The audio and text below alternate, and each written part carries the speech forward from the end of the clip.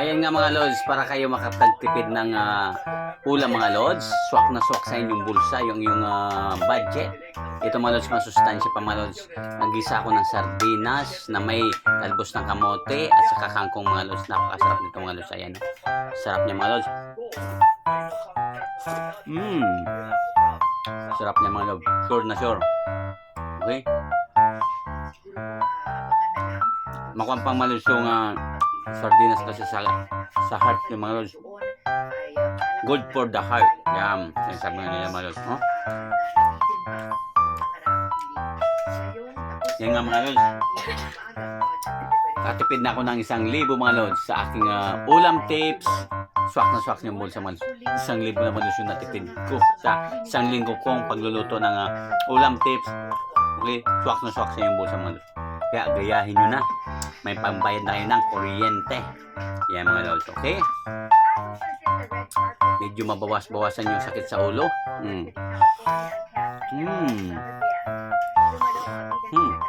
Sarap.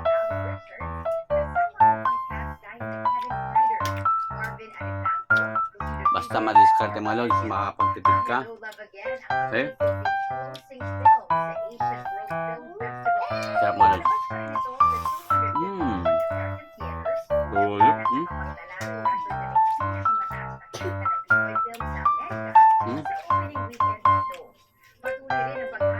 Sarap, mainit-init pa mga lods.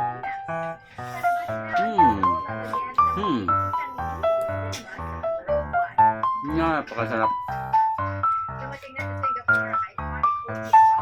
Ulam tips. Yan mga lods, yung ating swak na swak sa bulsa mga lods, yung ating pagkain na yan mga lods. Ulam tips, ayan, lalagyan natin ng talbos ng kamuting kahoy mga lods, yung ating ulam. Kaya panoorin yung mga lods yung ating nakapag-save na tayo ng 1K sa ating pagtitipid mga lods ng ating ulam. Ayan, swak na swak naman mga lods sa ating bulsa, kaya kahit pa paano mga lods, matitipid nyo yung ulam. Ayan, tara, lutuin na natin mga lods yung ating ulam. Sardinas with talbos ng kamuting, baging, saka kangkong mga lods. Ayan, napasarap yung mga lods. Mga lods, para makatipid ka rin lods ng ating ulam tips, nakatipid na mga lods ng 1K sa ating ulam tips. Swak na swak sa inyong bulsa mga lods. Yan, swak na swak naman sa kalusugan ng ating pamilya mga lods, ang ating ulam tips. Swak na swak sa bulsa. Okay mga lods, nakasave na tayo ng 1K sa ating pagtitipid sa ating ulam na mas masustansya pa mga lods. Ayan, okay. Kaya gawin nyo na rin ng ating mga lods, yung ating mga ulam tips para mas makatipid kayo pampayad pa sa kilaw at tubig. Ilagay na natin mga lods yung paborito ng lahat, sardinas, pampahaba ng buhay, pampaganda pa sa ating puso.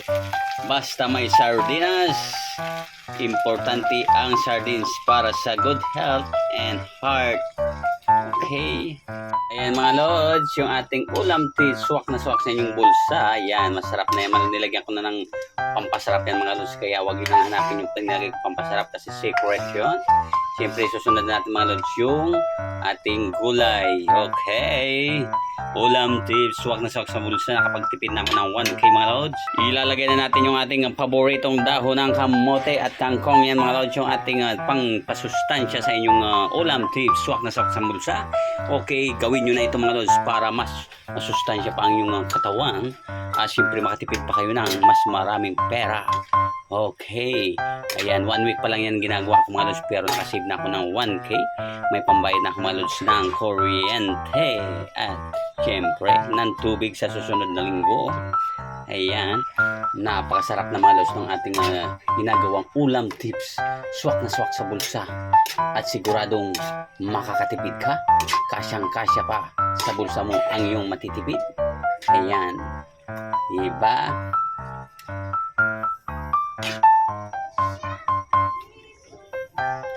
Ayan nga mga lods, nakagawa na naman tayo ng ulam tips mga lods. Ito mga lods yung ating ginisang sardinas na mayroong dahon ng kamote at talbos ng kangkong. Siyempre mga lods, ito nakapag-save na tayo mga lods ng 1K.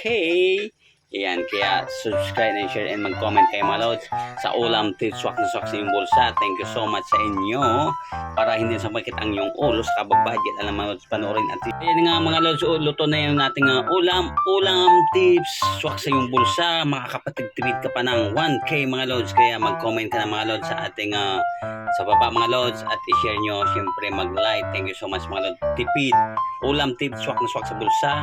Okay. Ayan mga lods, kaya magluto na kayo mga lods at mag-share and mag-comment na sa ating ulam tips, swak na swak sa inyong mga bulsa mga lods. Okay, panoorin nyo yung ating niluluto mga lods. Yan, i-share and comment and mag-comment na kayo mga lods and mag-like. Okay, bang bang, kain tayo mga lods. Thank you.